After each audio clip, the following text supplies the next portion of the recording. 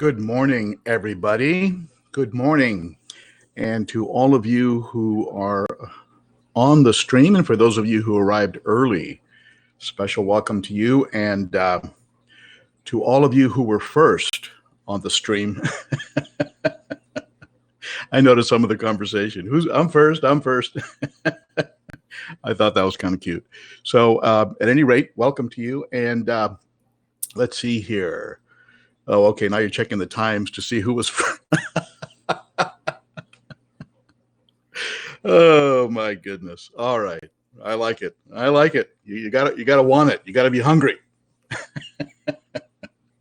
Thank you everybody for sitting in, and we're waiting for a few more folks to get on. Those of you who are on the stream, if you want to share it around, let people know it's starting, and we will go ahead and get underway. And hello, Candi and Eric, Donald Fish Vibes, Aquarium Thoughts. All right. And just watching some of the names that are streaming by. So at any rate, welcome to today's Cichlids and Coffee. And as usual, wherever you are, I hope you are drinking out of one of these. And if you're not, that's okay too. I had a message from somebody last week who said that they were not going to be drinking coffee because it was 1 a.m. where they were in the world. And so they were going to be having whiskey. So enjoy your drink, my friend. Candi, give me a sound check. Is all good? Video and sound all good? I'll wait to see your comment to know that we're all thumbs up. Let's see here. Some kind of sign. Audio and video good. That's what I like to hear. But I will go ahead and give you all a warning that if I suddenly disappear, I will reappear, since that's how Wi-Fi sometimes works. And if at some point you hear some braying and barking in the background, my beagles do like to be part of these live streams, so you just be warned.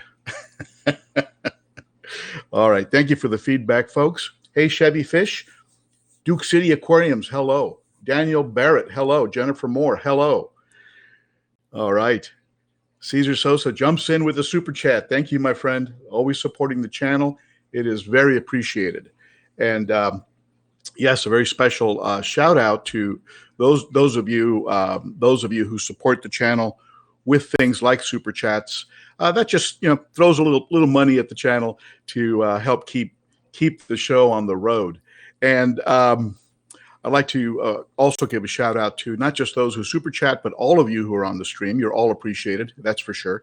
And to my wonderful moderators, of course, Denny, Kevin, and GP, Gurvinder, and the amazing Candi, who is everywhere at once. And I believe she has 4 arms and 20 fingers. So because just amazing.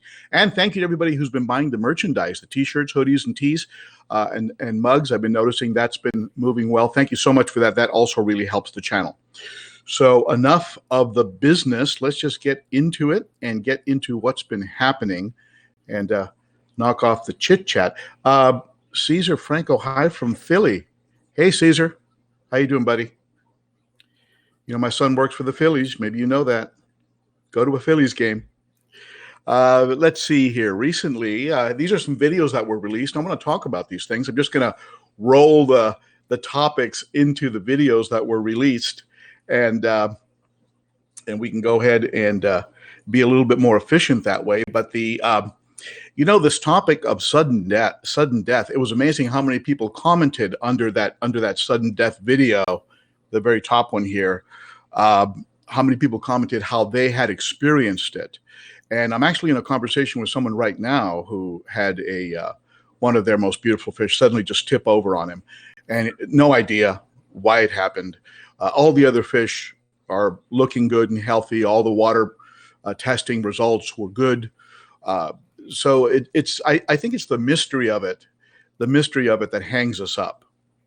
One day a fish looks great, and then the next day the fish is gone, and we're sort of stuck there going like, did I do something wrong? Did I, sometimes when you really go back and trace your steps, you will discover, and that's probably the most upsetting discovery you can have, that you forgot to match temperature when you were refilling the tank from the tap, let's say, or maybe you forgot to add conditioner, things of this nature, a mistake. But at least at that point, you go, okay, good, I know. I had a die off of some fish. And I reached out to some folks like Jay Wilson and John and Lisa. I reached out to them and said, "Hey, look, I had a die off this morning. What happened?" And it wasn't until I went back and I retraced my steps. I said, "Oh, crap! I stopped breaking up the surface, and so I stopped the oxygen exchange, and so I ended up, So now I knew, though, as upsetting as it was to see those beautiful fish dead. Now I had an answer. I think it's the mystery sometimes that just hangs us up, and we're just, I don't know what happened. And my takeaway or my upshot on that video was to not beat ourselves up too much. These fish do sometimes come with anomalies. They come with genetic situations that are going on, abnormalities that are undetected.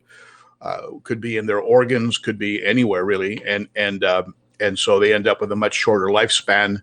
You don't know what kind of stress that fish was under before you bought him, which might have taken a few years off his life. And you don't know the real age of that fish when you buy it sometimes. You buy a fish, especially if you're buying colored up fish, like a colored up male African cichlid, that fish might be 7 years old when you get it. And so he might not last a long time in your tank. Sometimes for these fish to start showing a spectacular color, they have to be around for a long time. So for a vendor to sell that fish, he's going to sell, he or she's going to sell a very older, an older fish, which is mature and colored up. So you get that fish and you get 2 years out of it and it drops dead on you and you're beating yourself up. You bought an old fish.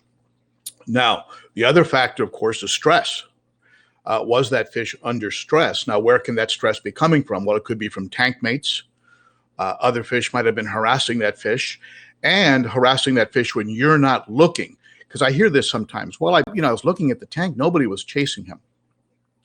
Well, let me tell you something.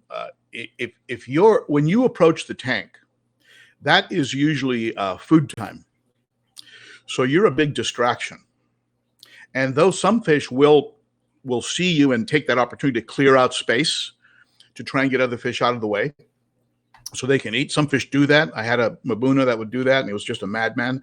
But usually when you approach the tank, the attention goes off the other tank mates to some degree, and the attention goes on you. So you're not going to always see what's happening when you're not looking. And sometimes what will happen in the middle of the night, I'll hear splashing. I mean, there's chasing, there's fish hitting other fish, there's fish harassing other fish, and sometimes that stress will push a fish over an edge or take something that is sitting in them, perhaps dormant or slightly there, and really precipitate it. Really something they're predisposed to will get precipitated and come to the surface and they'll tip over on you. You can also, of course, have stress from poor husbandry, doing a bad job in taking care of your tank, right? Poor water quality, your temperature is off, you have a slight amount of ammonia in the tank. There's lots of ways that you can create fish.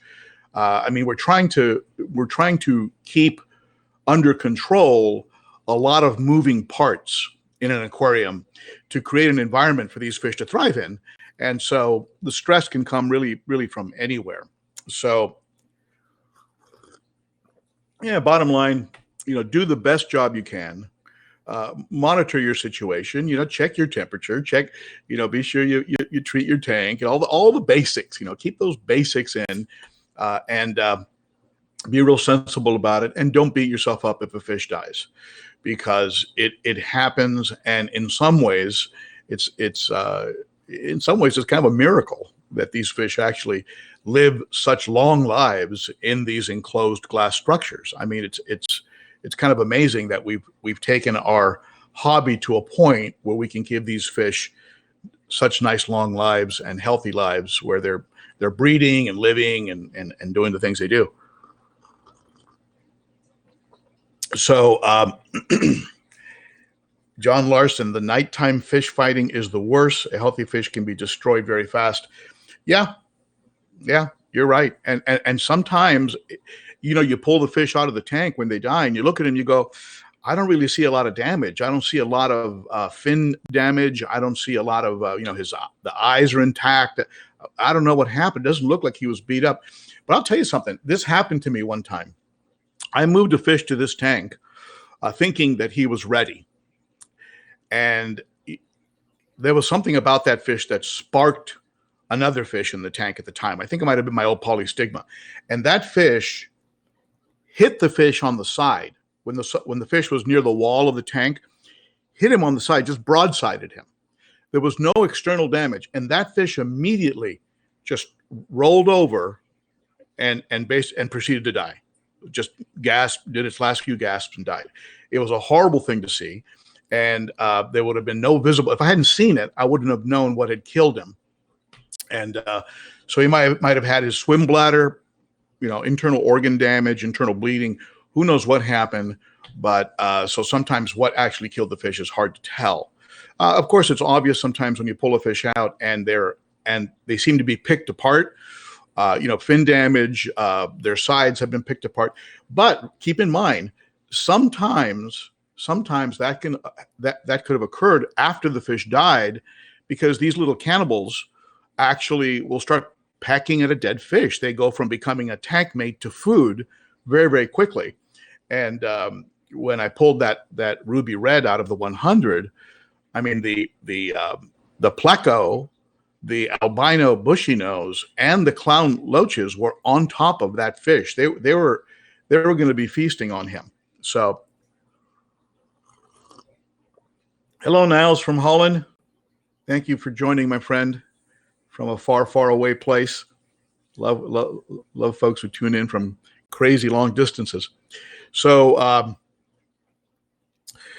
IFG comes in strong. Hello, my friend. And I was very happy that he was still talking to me after last week's live stream. Love you, Evan. Thank you so much, buddy. So there's actually a shout out in my upcoming screen. I'm not putting it in now because I'm just telling you it was already there. Just since we're on the topic, I'm going to go ahead and jump to that slide and let you know what. Let's see here. Bear with me while I jump around here. Here we go. There it is. IFG is back. And look at those subs. He's got all his subs back, plus, I think, plus some. And at any rate, welcome back to the community, IFG. It is so much better with you in it than with you out of it, my friend. Brian Hahn comes in with $14.99. Uh-oh, you've started something, Evan. Oh, my God. All right. So where was I? Let's see here. A little distracting there. Okay. So, yeah. So all of a sudden you get this. And by the way, Evan, you do get a few stickers when you do a big super chat like this. I'll send you some stickers. I know you've been wanting them. All right. Brian, do I have your address? Send your address to ben.o.cichlid@gmail.com. I'll send you some stickers too, my friend. So at any rate, sudden death is it's upsetting for us in the hobby. Yes, understandable. And part of my point on that, and I don't mean to sound cold or uncaring, but sometimes a certain fish will hurt more, and that ruby red hurt, because that ruby red, I mean, you can see him in the picture. He was just a spectacular specimen. I really love that guy. Loved watching him. He added a certain color to the tank. Now I'm going to probably pick up another ruby red or a German red. I love German reds too. So I'm going to go ahead and add a dash of red to the tank. Some of that orange red you get from these species. And so at any rate, now after that, and that one I think is almost at 4,000. And then we got almost at 4,000. We have from tap to tank. Another discussion on nitrates.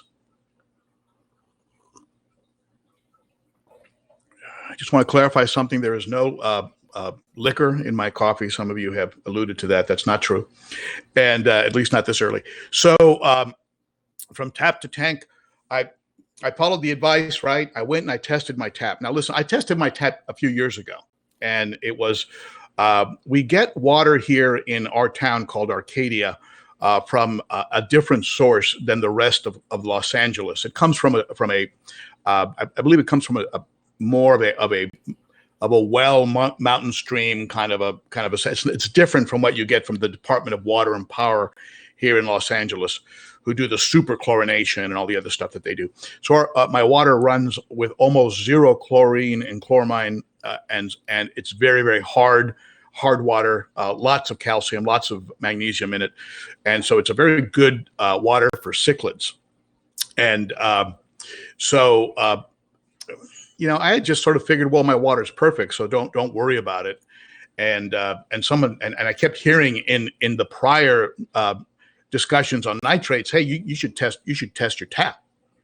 And so I went ahead and did it, and it came out that I had right around 10 parts per million nitrate coming out of my tap. So in that video, what I do is I just simply do the math on it, and it became very real. It was almost an exercise that I had to do, and I just happened to share with you, but it was something that I needed to do so I could kind of get my wits around why you would get what one of you called, and I thought was a perfect description, a nitrate creep, which the nitrate creeping up.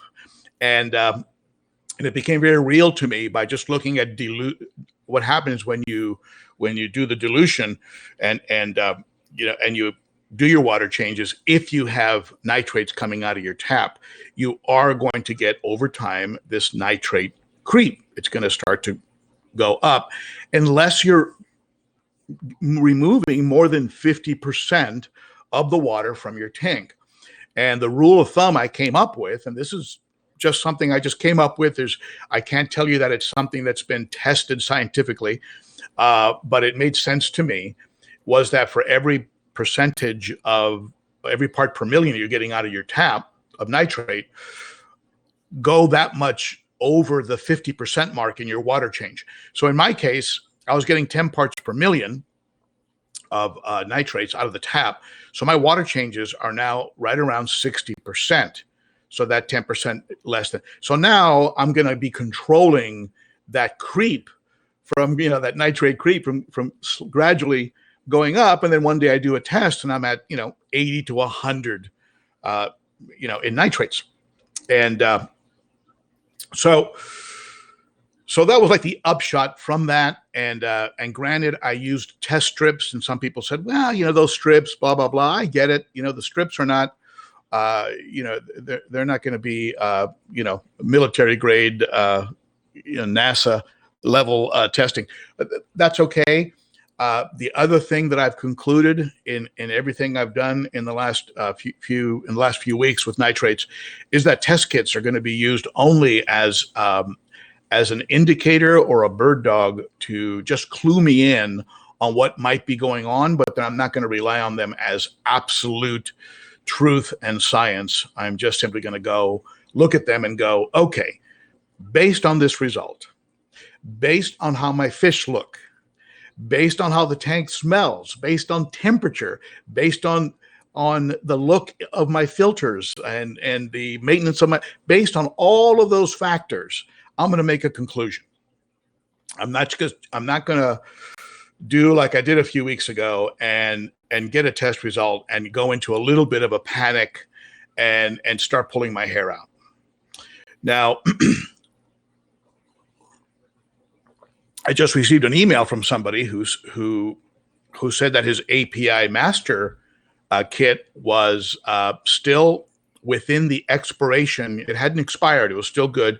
His bottles were about half used, and he was getting about 100 parts per million, and he never runs that high. He always runs between 10 and 20. He went and bought a new kit, brought it back, and tested again and came in at around 10. So he was very, very upset and disillusioned with the shelf life of the test kits. And so something to be kept in mind. And my takeaway on that email was that when you do get a startling result, an alarming result, before you do something, go get a couple, invest in a couple less expensive, go get some other test kits and run a couple different tests and see what they say all around. Clint's Aqua Tanks, thank you, my friend. Thank you, my friend, for throwing a little bit in there. And so that was the upshot on that. Now, nitrates, at what point, and here's the discussion that you always will hear, at what point do nitrates become dangerous to your fish? I hear people say, don't worry unless you're over 300 parts per million. I have some people say you better get them down to 10 to 20. So everybody's got this different, and if you go on the internet, you can find articles that say very high levels are safe and articles that say keep them around 20 to 40. So again, look at your fish, look at the health of your fish. If your fish are breeding, they're colorful, they're healthy, they're active, you're not encountering illness on a regular basis, they don't seem weak. Again, look into all of these factors, and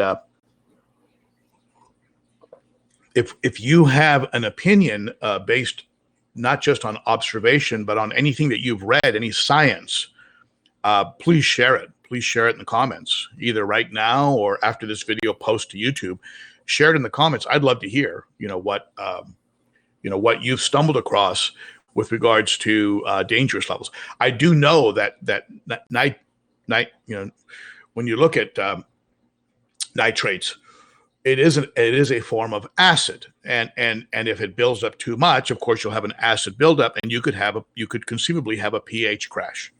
You could have a crash tank where you have a pH that suddenly shifts, and it shocks your fish. And because you are dealing with this, is why you want to have, if I understand this correctly, and again, if you're a scientist and comment, but this is why when someone tells me I haven't done a water change in 6 months, it concerns me a little bit, because part of the purpose of the water change is you're going to put some minerals in the water, and those minerals do to some degree help to neutralize acid.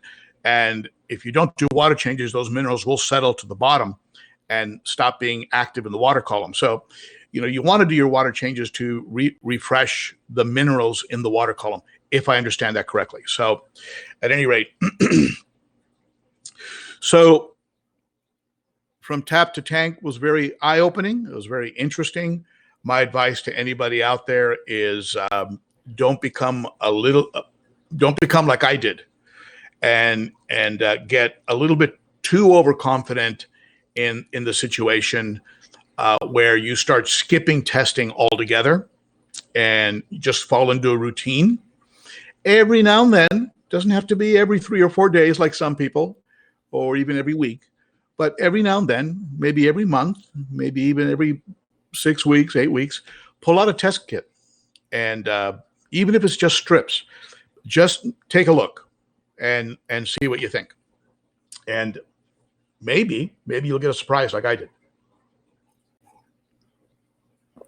So much of what happens, to our fish can actually be avoided with a little bit of preemptive work. So the other video that you see here at the bottom on fish food, that's the one where I talk about Vincent. Vincent is my little star sapphire. Hey, Jason. Thank you, buddy. I appreciate that. Great name too, by the way. It's my son's name. So Vincent is a star sapphire that around a year ago, maybe 6 months ago, he started showing a little bit of like he was forming up as he was growing. He wasn't forming up correctly. Thank you, Tankaholic. You guys are on a roll today. I love it. So what happened was he just wasn't. I don't think he was eating either. He wasn't being allowed to get to the food, because some of these fish are more passive in their attack of the food. So the more aggressive eaters would get to the food perhaps faster, and he began to become weakened. He also may have had a genetic sort of deformity of some kind, like in his back, and maybe a predisposition to a sunken belly. So he had some stuff that started to show up as he started to grow.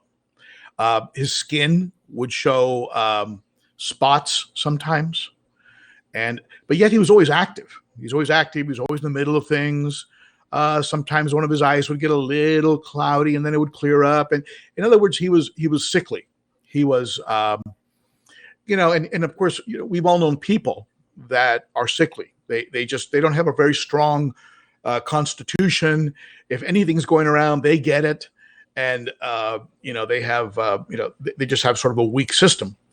And he seemed to be becoming that fish, and so or that kind of fish. And so I ended up tearing down the Malawi Hawk Hotel, my little breeding project.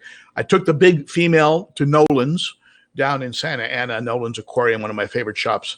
And then I went ahead and turned that into a hospital tank where Vincent is getting a lot of TLC. I gave him 2 rounds of Metro along with Focus. But when you do that routine and you soak the food in the in the Metro and the Focus, the medications, if the fish is not eating the food, if all he's doing is spitting it out, you're still going to get some benefit from the medicine being in the water column, but it's not going to be quite as effective as if getting some of that soaked medicated food into the belly, into the gut. That's going to be far more effective. So, and no matter what I'd put in there, he'd spit out. He didn't want anything to do with Northfin. He didn't want anything to do with flakes. Nothing. He would he'd go after it aggressively and then just spit it out. And so,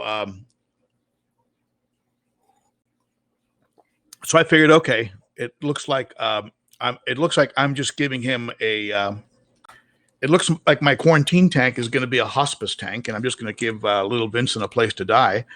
And but I kept trying. I kept trying other foods that in the past I thought would be irresistible. And it wasn't until I threw in some of these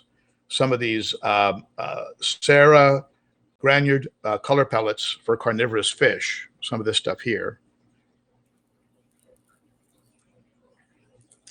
Stuff is from Germany. It's expensive. This little container was $11. $11 for 250 ml, 4.7 ounces. It'll last you a long time. A little pinch goes a long way, but still $11 for this, where you can get, for $11, I can buy a oil drum size can of Tetramin. So he started taking it. He would go ahead and actually hold on to it. And that was just a real victory for me and made me very happy. And just recently, in the last day or so, he started taking this now. This is the Piscine Energetics. It's the Piscine makes a very good product. This is the Mysis, PE, Piscine Energetics Mysis. I picked this up from my friends in Dover, Super Cichlids, Lisa and her family in Dover. Use the ship for free code and you can get free shipping from them. But Piscine Energetics, great stuff, good quality food. And he started holding on to that as well. So fingers crossed, he's not out of the woods. He's not fat and sassy, but he's looking better. Still has some skin situations going on, but frequent water changes are going to help with that. But he is looking a heck of a lot better. And for those of you who saw that video, Who can tell me in the comments what movie did I do a shout out to in that video? What comedy movie did I do a shout out to? It's one of my favorite movies of all time. And who can tell me in the comments what movie did I do a shout out to in that video? Some of you are going to log off now and go watch the video. Please don't do that. Okay. So if you know the name of the movie I did a shout out to in there, let me know. So let's talk a little bit about, you already saw this slide in what else has been happening. And IFG is back. He is back online and putting out content. And that's exciting to get back somebody in the community. And I really hope that YouTube, if you're listening, maybe you're like a Siri, always listening.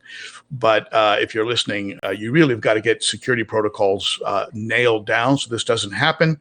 And we, YouTubers and anyone who's on social media really needs to watch what we click on because, man, there are some real nasty individuals out there who, rather than get a job and work, try and make their money off of the efforts of other people.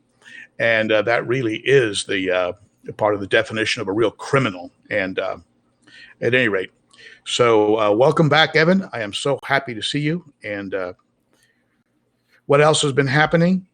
For those of you who saw my stream from San Francisco, do you remember I was streaming from an office in San Francisco?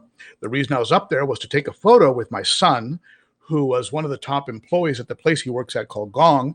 And now this billboard is all over the Bay Area in bus stops and places like that.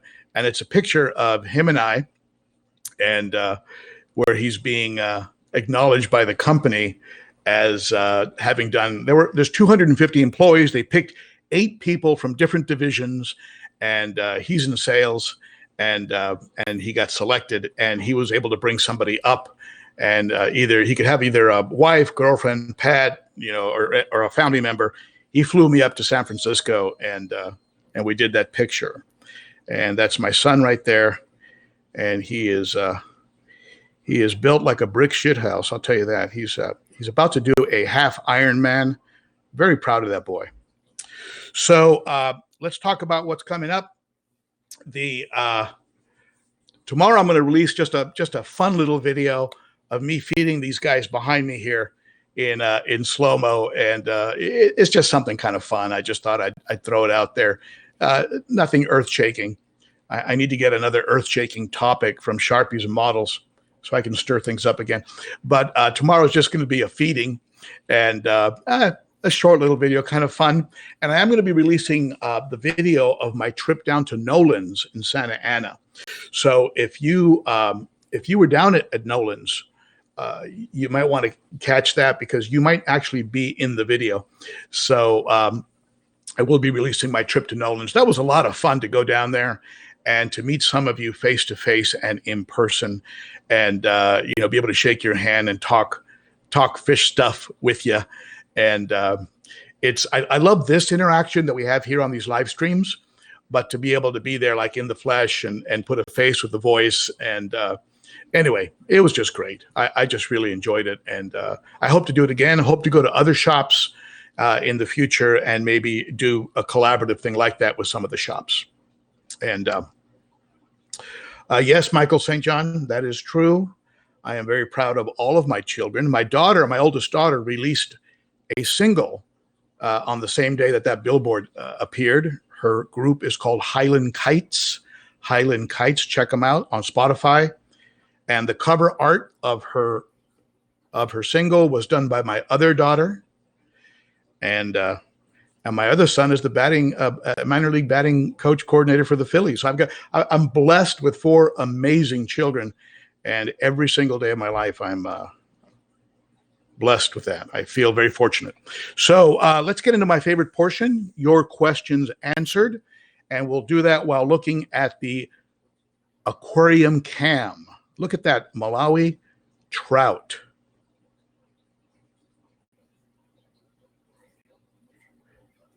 He's actually longer than the Venusis.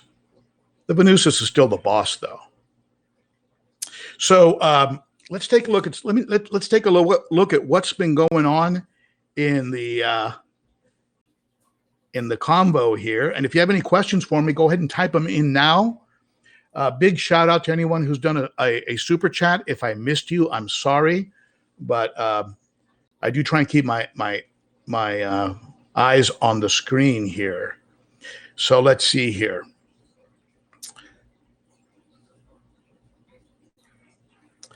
Tejas Rob, sounds like you're as good at raising kids as you are at raising cichlids. My wife, I've got to give her a lot of the credit. She's actually pretty amazing. She's a very calm and very intelligent woman. And she doesn't participate at all in the fish, but she participates. But she supports me and encourages me. And but with the children, she is the center of the universe here. With so let's take a look here at some of the comments. Let's see here. If you have questions, go ahead and type them in now. I will go ahead and take them up.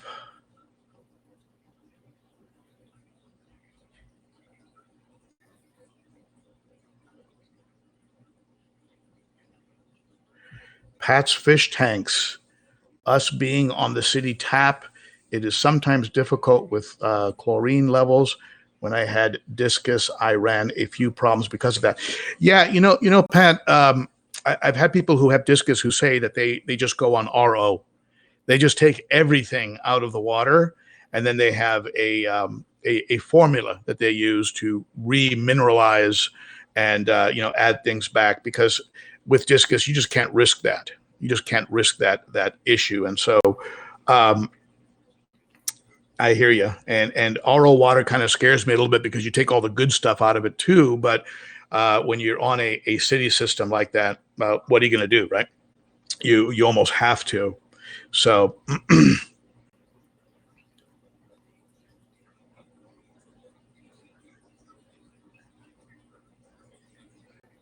Sharpie's Models and Aquatics tested water from a local stream in flood just to see, and it's off the scale on a test kit or strip.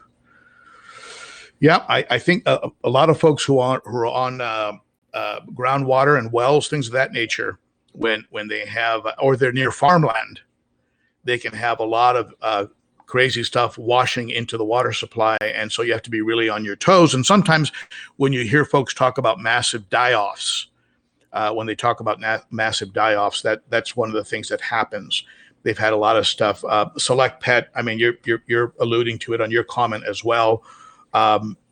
Same thing. I mean, it's stuff will wash in there, and if you're in an area like that, yeah, you almost have to go with an RO system that just simply takes everything out of it. It's a lot of work, but I mean, if you want to have tanks, and certainly if you want to have discus. So let's see here. What else? I prefer going into super cichlids. Good people worthy. Yeah, Sean, super cichlids is awesome. Lisa is a friend of our ben.o.cichlid Facebook group. She sponsors the banner contest. Every now and then, you notice when I post the banner of the Facebook page, it's a different banner. We do a banner contest, and she sponsors that and sends out a bag of food, a gift certificate to people who participate in that. So we have the Nimbochromis on the screen here, your Venusis and your Fusco. Both of those were raised out from 1/2 inch to 1 inch fry, and now they're absolute beasts. That Venusis is pushing, I believe, 10 inches. The Fusco is right behind him. Oh, there goes the Borlei, always being cleared out by the super red. So let's see here. Any more comments here? Candi gives me a 43 likes. Okay, thank you for the update there, Candi. Let me see. Kevin Davis, can you show us your grow out tanks? Kevin, I only have one grow out, what you would call a grow out tank, which is the 60-gallon. And the The truth about that tank is that it is a grow out, and I'm about to graduate some fish out of it. The sand diver and the gar and the two living stony that are in there are going to be coming out. And so they're going to be graduating. The gar and the trout, I'm sorry, the gar and the sand diver are going to be going into the 100 until they put on a little more size. Then they'll come into the tank behind me. The living stony are going to be sold. They're on Craigslist right now, along with half a dozen other fish, including an autopharynx, some deepwater haps, some gazelles, and a small electric blue that I have in the 100. I'm actually thinning out the 100. I don't want that tank to be too overly stocked until I can put another hang-on back on there. So I will show you. I can't show you in the live stream, but I can certainly, if you go into any of my prior videos, you'll see videos where I feature the 60-gallon. And the reason I say it's not entirely a grow-out tank is because the red cap that's in there, the Lethrinops red cap, and the other Lethrinops that are in there, and for now, the Placidochromis Jalo reef and the red shoulder, those are going to stay in there for a little while. And so is the sulfur head until they put on a little more size and get a little bit more aggressive. Then I'll feel comfortable moving them out of there. And let's see here. Donald, fish vibes. Sean, just do it and then beg for forgiveness.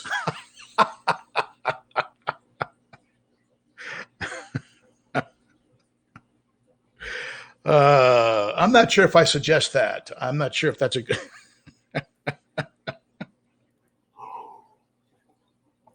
My adding of tanks has been negotiation. I find out from my wife what would she really like done around the house. And some of you know the story. I've had to paint sections of the house. I've had to do certain chores that were pretty considerable. But at the end of it, I was able to put in the tank I wanted. So I suggest negotiation. First, there's got to be something that she wants that is comparable to that tank. If that doesn't work, you can try the forgiveness thing, but you might get in trouble. All right, let's see what else we got going on here. Okay. GP says using a Rift Lake salt is excellent. I use a salt. It's called Malawi salt, and it's a misnomer. It's a Seachem product, and it's not really salt, and it's more just trace minerals, trying to match the trace mineral combinations that exist in the lake. How much should we be chasing, matching the characteristics of the lake when we're buying fish that have been bred in aquariums for 300 generations? How critical is it that we be exactly like the lake? I mean, what do you think about that? Do you think we should match the makeup of the lake, or do we overstress on that? Because we're dealing with fish that have been bred in captivity for generation after generation after generation. They're so far removed from the lake that if you bring in a wild caught fish and haven't quarantined them right, usually they bring with them stuff that the fish in your tank can't even deal with. It just kills them right off. Parasites or types of bacteria that the lake fish have developed immunity to, but the fish in your tank have no resistance to. And so they really diverged over time. And so are we now dealing with two different kind of things, or do we work real hard to have these sort of biotype tanks that match exactly with what's going on in nature? I mean, how important is that really? How important do you think it is? I mean, go ahead and comment. I'd be interested to hear what you have to say about that. Sharpies, models, and aquatics. I mean, yeah. Probably better to match the breeder's conditions than most of our fish. Yeah. They've never seen a wild environment. And one of the things I ask when I buy fish is, and you can do this either in a local fish store or from a person that's shipping, is ask them, what do they feed their fish?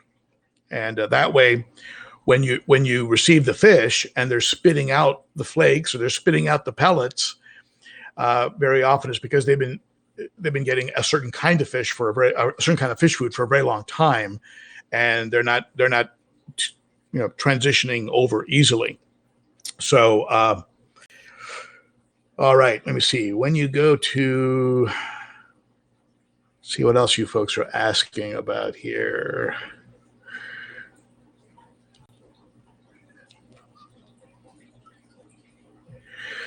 Tejas Rob, I was told years ago by an old fish keeper that you should add a little salt to your tank just to keep them healthy. Any opinions on that? I have not been a cichlid keeper that adds salt. And even though I will say that when I went to go see Corey, when Corey McElroy was down here in Southern California and spoke at down, I think it was in Costa Mesa, Southern California, I went to go see him, and he was very big on salt. He felt that salt did things, whether it helped with the slime coat, helped with the digestion, the clearing out of the digestive tract. He was very big on salt, and he also said that salt, the way they're clamping down right now on removing the kinds of medications that we could routinely buy years ago and no longer are available, like the stronger antibiotics, the way those are disappearing from the hobby. Salt may be the medication of last resort. Now, that being said, do I add salt on a regular basis? No, I don't. And I hear people say that they add, a tablespoon for every 5 gallons. That they add, that they add it routinely. If you do that, something I picked up from the saltwater people, the salt doesn't necessarily leave the tank with evaporation. So if you have evaporation, you don't need to add salt to replace evaporation. However, you do need to add salt if you remove water with the water change. But I don't add salt. And I did. And if you add salt, I'd love to hear in the comments why. And maybe you can help with Tejas Rob. Maybe you can help with his comment, an answer for him. Do you add salt? What kind of salt do you add? I've heard you can buy, fancy salt. You can buy Aquion and, salts like that are expensive.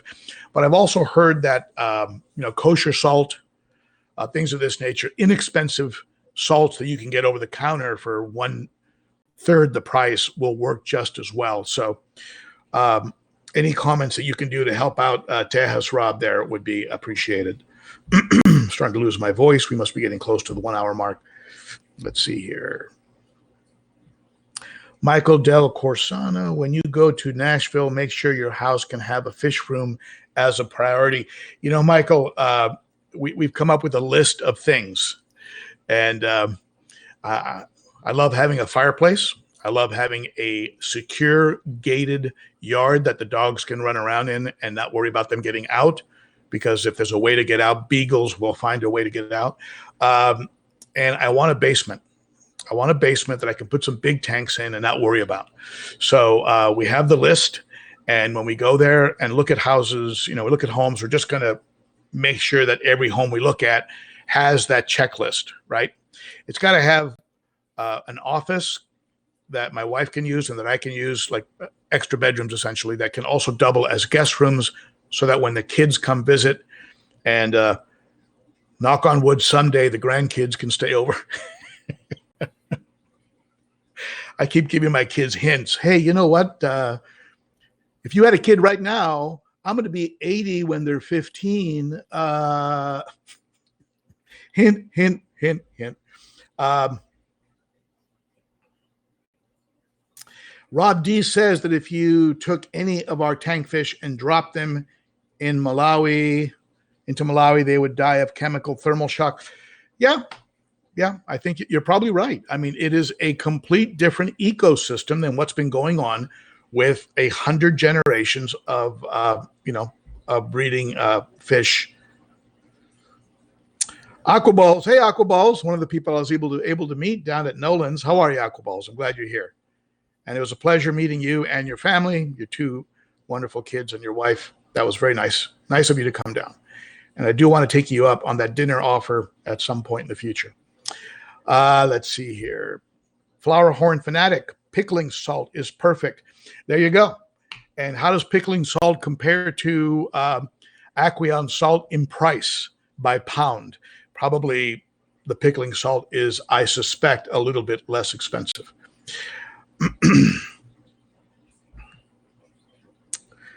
Let's see here.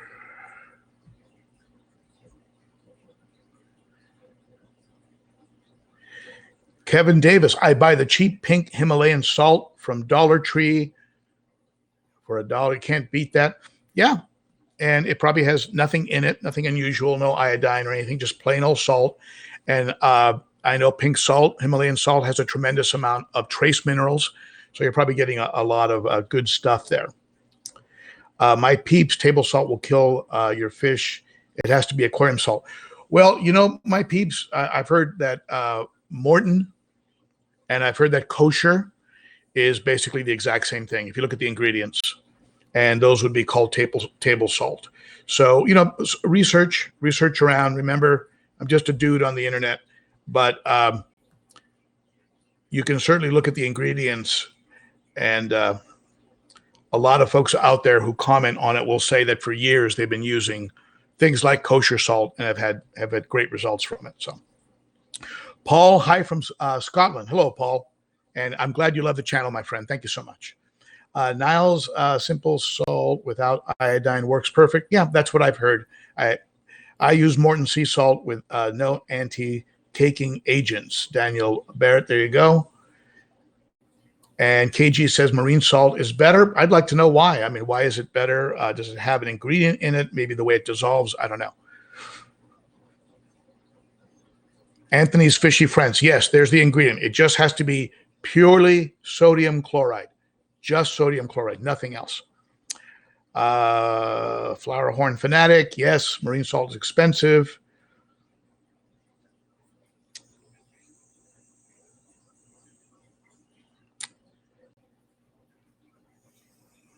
Water softener salt. I'm not sure what that is. Like a rock salt, I imagine.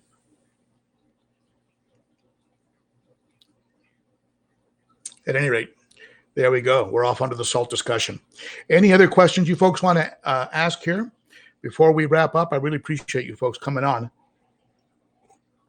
and still showing up after last week's debacle. You know, I was able to take that video and edit it up so all the fumbling around was taken out for the final posting of the video. But I'll tell you something. I want to share with you one little rant. You know, I'm not a ranter, you know, normally. But if I had to do one little rant as a YouTuber, and I'm sure that anyone who posts to YouTube has experienced this. Anyone who watches a video on YouTube, please watch the video and then comment. Don't comment off the title and not watch the video. And I'll tell you why it's a little bit of a rant.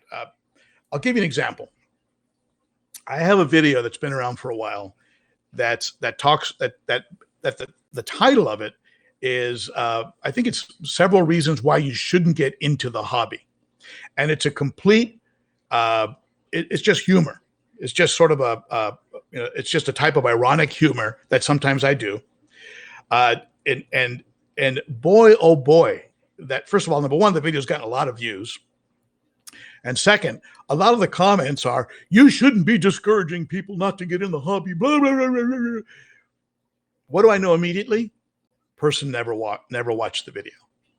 Because in the video, my conclusion is, despite all of these things that sometimes fish death, cost, time, all these factors that someone might consider as negatives, do it anyway, because it is a wonderful hobby. That's my conclusion on the thing. So people just read the title and rah, here's the other one. This one's got, I think, 70,000 views or something. Throw that sun in the trash. That's the title of the video. All right. Yeah, it's a little clickbaity. It's a little bit of a clickbaity title, but watch the video and you'll see that in the video, I actually conclude, hey, suns are not that bad. For the price of one canister, you can buy 2 suns, maybe 3, and have one that you can just cannibalize for parts if anything ever goes wrong with the other one, and you're still coming in cheaper. So I actually in the end up actually encouraging people to get some. Oh, you shouldn't attack some. My son's been running for years. Blah blah blah blah blah. Watch the video.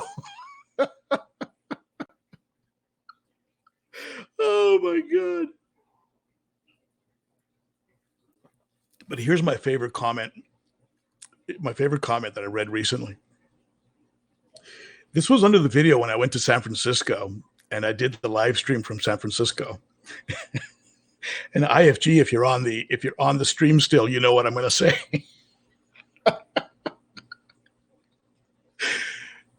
Person obviously didn't watch the video, number one. Number two, they obviously don't know my son.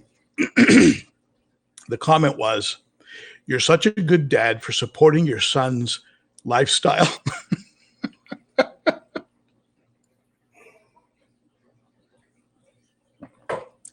Talk about assumptions. If you're male and you live in San Francisco, you can be heterosexual. That's actually okay.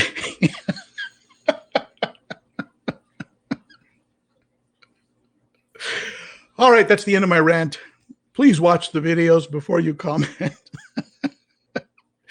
And if you're on one of my videos and you notice a comment that obviously didn't watch the video, you have my complete blessing to tell the person, I can tell you didn't watch the video. You folks can be the you can be the video police. You are hereby deputized as the Ben.o.Chichlid video police. I'm going to send you out a badge. All right, my friends. I love you all. I really appreciate you showing up. Thank you to everybody who super chatted. Thank you to everybody who's on and those of you who support the channel. Thank you, Candi. You rock. Denny, GP, Kevin. Thank you, folks. And that's it for me. Have a wonderful weekend, and I will see you all next week. Bye-bye.